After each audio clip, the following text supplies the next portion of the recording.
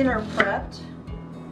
I am making beef stew in my Instant Pot. I am going to start it as a pressure cooker because the Instant Pot is an electric pressure cooker. And it's afternoon, so this isn't going to have a ton of time to cook, but I plan on going outside and working on a few things, and so I want dinner to be ready at dinner time. Now, if you've never used an Instant Pot is a multi-use appliance. You can use it as simply an electric pressure cooker. It also has a slow cooker setting. You can use it for making rice, you can make yogurt with it, so there's a bunch of different things you can do with your Instant Pot. Now, when you put it on the pressure cooker setting, once it finishes the pressure cooker period, it simply switches over to warm, which is basically a slow cooker. So I'm going to get it started under the pressure cooker setting, and then I'm just going to leave it, and it can continue to slow cook while I am outside working. So right now I am chopping up some parsnips and some potatoes and some celery and onion. If you've never had parsnips before, parsnips look like a great big white carrot. And the taste of them, the texture to me when they're cooked is a little bit similar to a carrot. Not quite as soft as a potato, but it's got a slightly peppery flavor to it. Now, when I put it in the stew, when you're looking at the vegetables in the stew, it just looks like chunks of potato. And if you don't tell people that there's parsnips in there, they might not even know that there's parsnips in there. But they're just a good veggie. I like to use them in the wintertime in my vegetable soups, like this beef stew.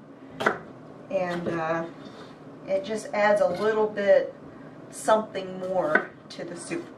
Now, even though the Instant Pot has a slow cooker setting, I honestly don't generally use it as a slow cooker. I use one of my other ones. I have a couple of crock pots, and those are what I generally will use if I am just slow cooking something.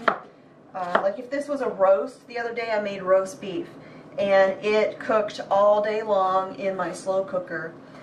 Personally, I feel like the slow cook setting on the Instant Pot is a little hot, and so using it as a slow cooker, I think, is like using it as a slow cooker on high, or maybe a little bit more than high. So if you don't generally use your slow cooker on the high setting, I don't know if you would want to use the Instant Pot as a slow cooker.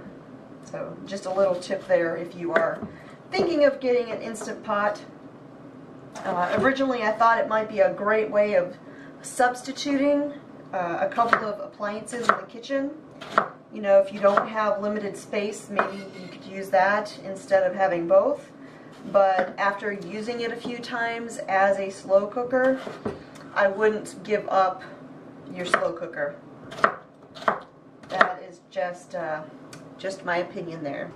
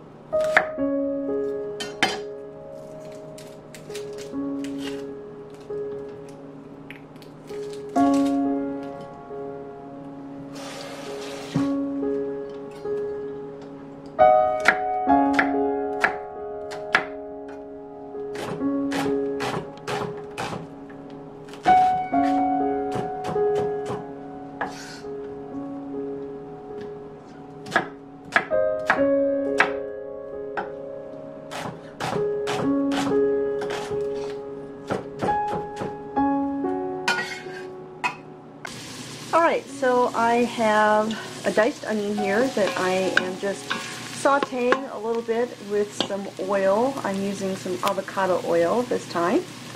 And after this gets tender, it doesn't need to be browned, just a little bit tender, I will go ahead and add in the beef. This is 2 pounds, almost 2 pounds of stew meat, beef stew meat. I've already salt and peppered it with some sea salt and some freshly ground black pepper. I will add that in here and just let it get a little bit of color. It doesn't have to be browned all the way. It's not going to unless you do it in batches, because when you have a lot of meat, the moisture will create a lot of liquid and it's not going to brown like that.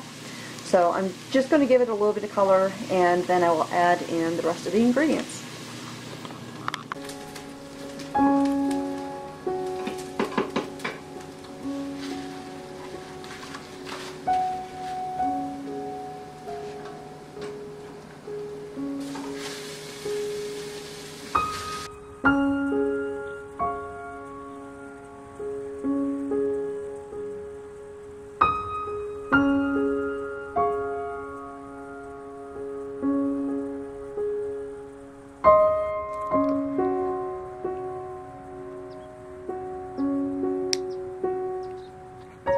Alright, so next I am going to add a little bit of garlic in there. I'm using some garlic paste. This is a great shortcut in the kitchen. No peeling, mincing, or anything like that necessary. I do have a homemade version, kind of like this, that I will be showing you how to make soon. But about a teaspoon of this is pretty much an equivalent to a clove of garlic. And so I'm going to add 2 teaspoons, 2 cloves of garlic.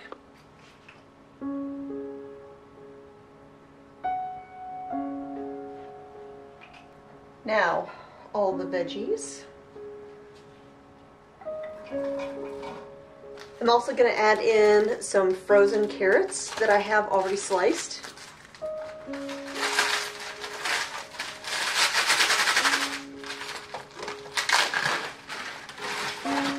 Sprig of rosemary.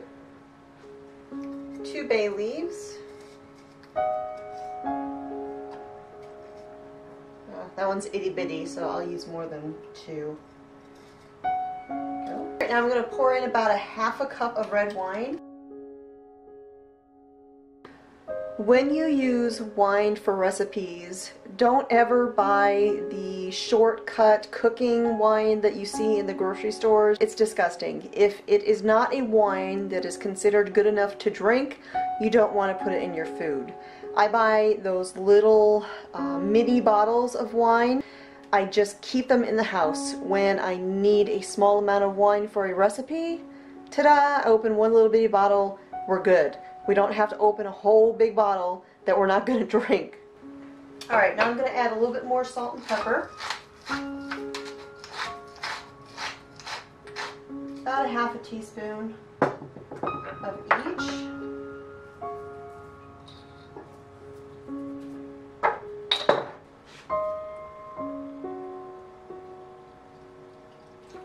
Now you're going to add just enough beef broth to come up near the top of the vegetables. You don't have to come all the way up, just near the top. It'll take about 3 cups.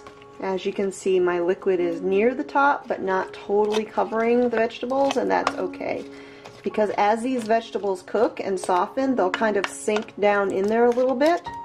Make sure that your herbs, like your bay leaves and your rosemary, are down in the liquid. Because if they're on the top of the liquid, they're not going to do any good. So you want them down in there.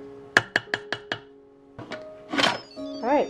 I'm going to close the lid, and I'm going to put this on manual mode. Now it does have a stew setting, and that's fine. You can use that. But I'm just going to go manual. 90 minutes. That was for a roast. And I'm just going to go down to 30 minutes.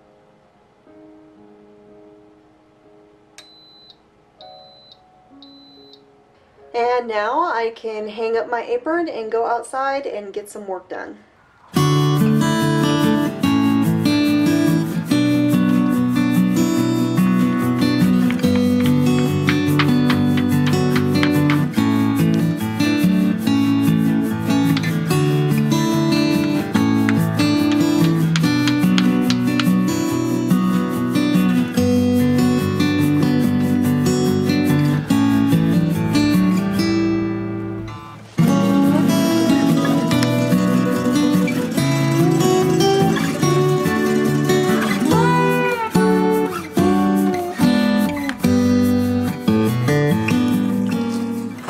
So been out in the woods working on things out there, and if you look here on the Instant Pot, it shows L135. So once it finished doing the pressure cooker cycle, it dropped down to a low temperature, low pressure, no pressure, and it's been 1 hour and 36 minutes since it did that.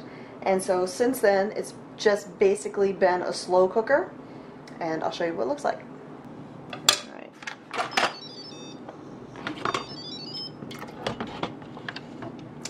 And there we go. We've got a beautiful beef stew. Look at that, just gorgeous.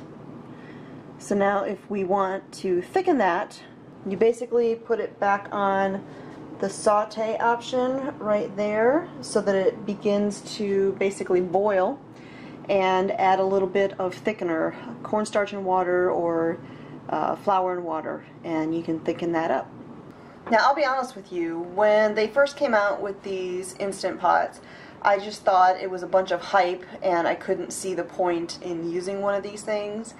But I decided one day to go ahead and buy one when several of my friends were just raving about them, and they had it on a really good sale on Amazon Prime. And gotta tell you, I love it. This is probably one of my favorite cooking appliances here on the homestead, just because when you are busy and you're doing things outside, the family still has to eat, and this can be a bit of a shortcut to get it done.